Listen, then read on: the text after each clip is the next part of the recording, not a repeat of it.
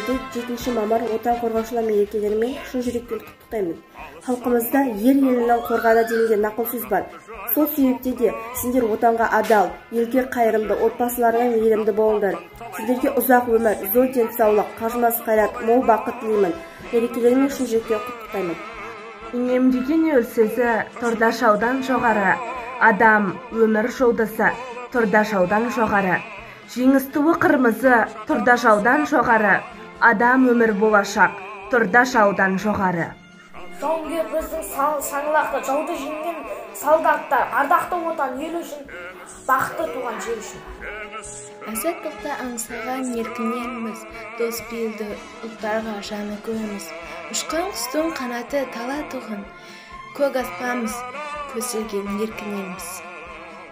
Құрметті де қадірлі ардагерлер, қазақ қауымы, сіздерді бүгінгі келіп жеткен ұлы жеңіс күні мерекесімен шын жүректен құттықтаймын. Бұл жеңіс күні ардагерлер, сол замандағы жасөспірімдер, ата әпкелеріміз, аға апаларымыз шын жүректерімен бізді қорғаймыз деп, болашақты ойлап, жау бетіне тік қарап, осы жеңіс күні бізге свет тарту етті. Ата бабаларымызды, ардагерлерімізді құрметтеп, біз күн сайын олардың ерлігін жүрегімізде сақтап, әрдайым сыйлап өтеміз. Бүгінгі жеңіс күнімен сіздерді шын жүрегіммен құттықтаймын. Тек қайтарып фашистен соғыс бітті жеңіспен, жеңдік жауды күреспен жасасын тойдың мереке. Жамылды жер тұманды, өрт ішінде қалды бақ.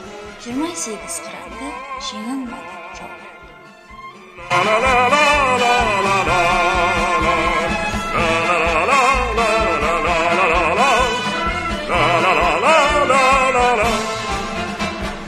Аслана оралмадық бәріміз, көк шалғында сайрандармыз әлі біз. Европаны шарлап шығып көп айда, осы күнді жақындаттық қалайда. Мынау жеңіс күні отқа шыдап тұр, бұл қуаныш шашағарған сынақтан, бұл қуаныш шалтандырып жылатқан.